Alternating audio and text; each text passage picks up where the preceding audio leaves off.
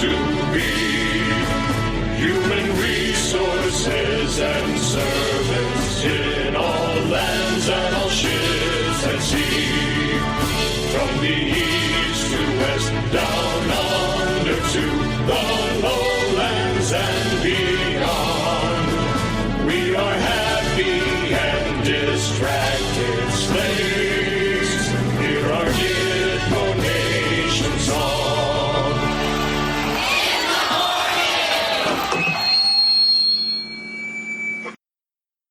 It's Crackpot and Buzzkill in the morning. Yay! Here we are, John. October. October. Time for the surprise. That's right. Woo! I'm ready. I'm getting rumors about the Assange WikiLeaks surprise, but there's supposed to be more even. Have you heard anything about what might be coming? Absolutely nothing. No, nothing? No. Well, would you like to hear what I've heard? I'm all in. Go. Okay. So there will be video accompanying some form of October surprise. And the video videos apparently would show the connections with, I think it's actually Hillary and Chelsea have some foundation in Switzerland, and that's where Saudi money is coming in.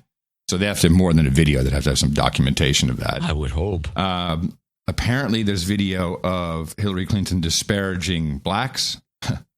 Well, that sounds like an easy one to dig up. Well, yeah, I guess you could dig that up on anybody. God forbid if I ever run for office. Yeah, you'd be screwed. That guy? Nah, never him. So yeah, I'm very curious to see what's going to happen. You know what I'm thinking? Yeah, nothing. I think you're right.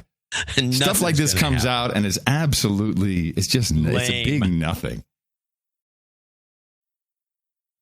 We talked about the yet another interim report from the JIT, the Joint Investigation Team, investigating who downed Flight MH17 over Ukraine. And the Russians are very unhappy with these findings. They take a lot of issue with the sourcing of information through the internet. Remember, it's Bellingcat, the blogger, who placed the book at a certain location, which actually, when you look at how this thing would have actually driven in from Russia, doubled back, like a very strange route it may have taken. And to reiterate, I wanted to say, because one of our military guys who has been working with me on this, producers, he said, the main problem with the Buk theory exploding to the left-hand side of the aircraft is that the shrapnel would push the metal fuselage in and not out. And there's plenty of pictures where you see this, the holes from, whatever it was are going outward from the aircraft, not inward. So that's a huge discrepancy. Also, of course, Buks were, they're made by Russia, and they were, they're pretty much, every Buk comes from, like every piece of weaponry in the Middle East comes from us or from Russia. And then another big issue. Well, let's listen to the report, and I can tell you some of the things. But now Russia is angry at the Netherlands. Big problem, as you know, that the Netherlands economy runs on Russian oil and gas, mainly gas, and the financial world in the Netherlands with accountancies and all kinds of legal PO box companies. That's really a big part of their business is working with Russia.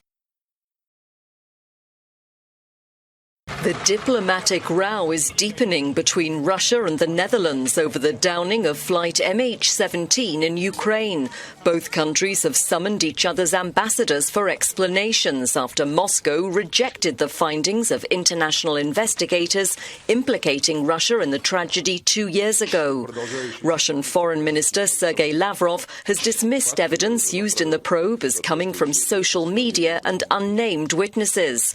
Key conclusions in Wednesday's report were that the plane was hit by a Russian-made Buk missile fired from a village held by pro-Russian rebels in eastern Ukraine, and the launcher was transported into the country from Russia.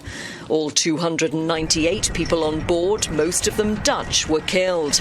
The findings counter Moscow's suggestion that the Malaysia Airlines plane en route from Amsterdam to Kuala Lumpur was brought down by Ukraine's military rather than the separatists.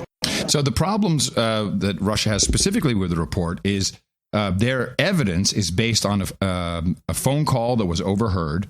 And in that phone call, it sounds like two guys may be talking about some heavy. Well, actually, they talk about, oh, you got to drive that thing over there. They never mention Buk.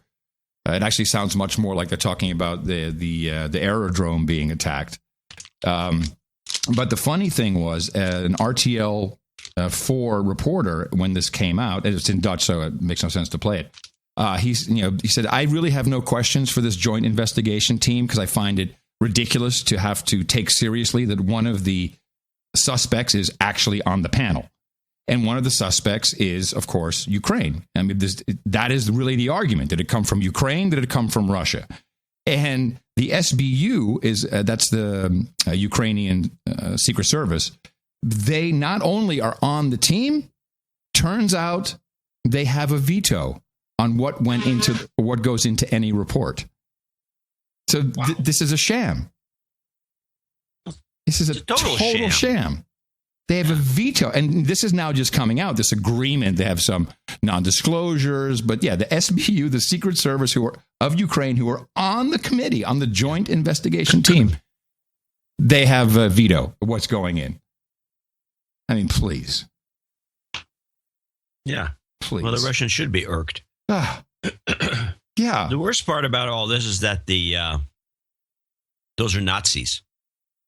Those guys in Ukraine. They're total Nazis. Oh my God! Like literally, they're fascists from the German days. Yeah, and World War II days. And that's who Victoria Nuland and John McCain. They did deals with these very people before the Maidan. Deals with fascists. We do it all. We've done it since the war.